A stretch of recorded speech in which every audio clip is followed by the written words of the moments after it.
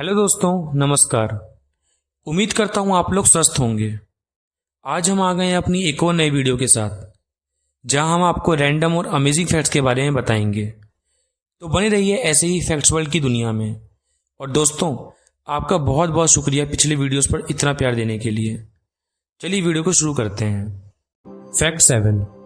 Guys, आपको तो पता ही होगा कि गोल्ड मेडल ज्यादातर एथलीट को ही दिया जाता है जब भी वे अपना बेस्ट परफॉर्मेंस करते हैं, पर इतिहास में एक चूहे को भी गोल्ड मेडल से सम्मानित किया गया था। गैम्बियन पाउच रैट प्रजाति का मागावा नाम का चूहा दुनिया का पहला ऐसा चूहा है जिसे उसकी बहादुरी के लिए गोल्ड मेडल से सम्मानित किया गया है।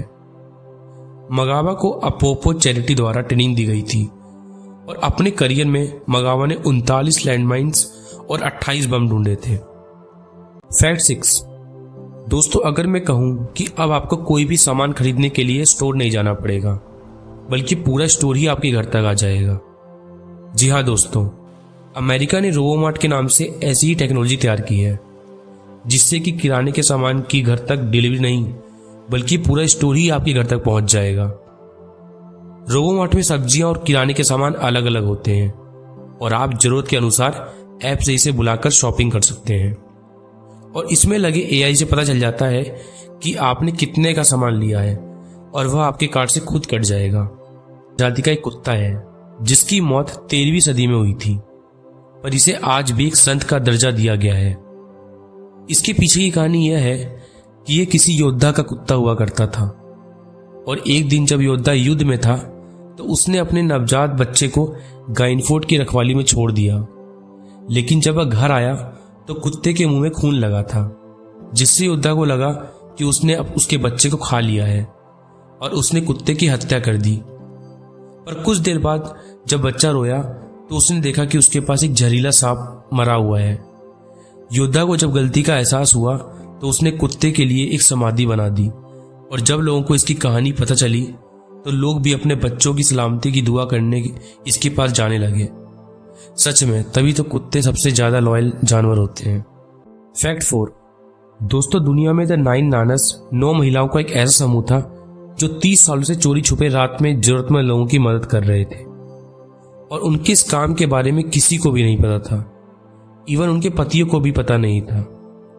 ये महिलाएं विधवा औरतों के बिल भरने और गरीब बच्चों के लिए कपड़े खरीदने जैसी मदद के लिए रात में छुपकर उनके पास पैसे, 1 किलो केक और एक नोट रखते थे जिस पर लिखा होता था somebody loves you, आई। इस ग्रुप का आज तक कुछ पता नहीं लग पाया कि ये कौन थे और कहां से आए थे। फैक्ट 3। यूं तो अंतरिक्ष की यात्रा के बारे में जानना बेहद रोमांचक लगता है, लेकिन ये जोखिमों से भरा होता है। किसी भी अंतरिक्ष की यात्रा के दौरान और धरती पर लौटने के बाद भी एस्ट्रोनॉट्स को कई तरह की परेशानियों का सामना करना पड़ता है। अब तक कुल 500 लोग अंतरिक्ष यात्रा पर जा चुके हैं, जिनमें से 20 लोगों की मौत हो गई थी। ऐसे में सवाल आता है कि अगर अंतरिक्ष में ही किसी की मौत हो जाती है तो शव के साथ क्या किया जाता है। दरअसल अंतरिक्ष मिशन के दौरान शव को रखने के लिए कैप्सूल दिए जाते हैं। अगर मिशन के दौरान किसी की मौत हो जाती है तो इसे कैप्सूल में रखकर धरती पर वापस लाया जाता है। लेकिन अगर मिशन लंबा होता है और स्पेसक्राफ्ट में जगह कम होती है तो कई बार शव को कैप्सूल के साथ अंतरिक्ष में ही रिलीज कर दिया जाता है। अंतरिक्ष का तापमान बेहद कम होने की वजह से वहां लाश कभी सड़ती भी नहीं है। फैक्ट 2। क्या आप जानते हैं दुनिया का सबसे छोटा देश कौन सा है?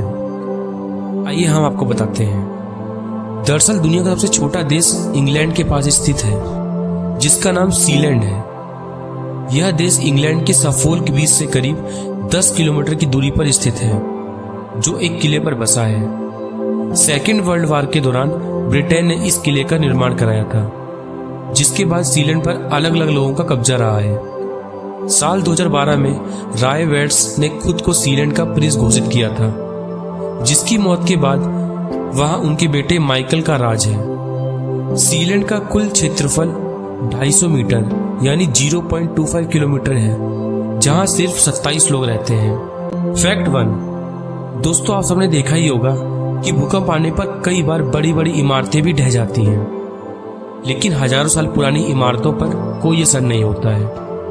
क्या आप जानते हैं इसके पीछे का कारण क्या है? आइए हम आपको बताते हैं। दरअसल पुराने समय में इमारतों के बनाने में कई प्रकार के रासायनिक मिश्रणों का इस्तेमाल किया जाता था। रिपोर्ट्स की माने तो इसमें चूना पत्थर और ज्वालामुखी की राख का इस्तेमाल किया जाता था।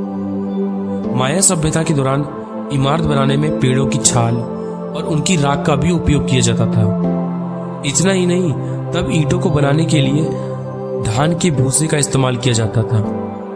यह सब इमारतों को इतनी मजबूती देते हैं कि हजारों साल बाद भी भूकंप के झटकों से इन पर कोई असर नहीं होता। तो ये थे हमारे आज के अमेजिंग फैक्ट्स। तो हमें उम्मीद है आपको आज के फैक्ट्स पसंद आए होंगे। हाँ, और एक और बात दोस्तों, अगर आपके पास भी ऐसे ही यूनिक और अमेजिंग फैक्ट्स हों तो आप हमारे साथ शेयर कर सकते हैं। हमारी मेल आईडी है factsworld1781@gmail.com या फिर इंस्टाग्राम या फेसबुक पर भी मैसेज कर सकते हैं, लिंक डिस्क्रिप्शन में है। तो मिलते हैं अपनी अगली फैक्ट्स वर्ल्ड की जर्नी में। तब तक के लिए अपना ध्यान रखिए। Thank you very much.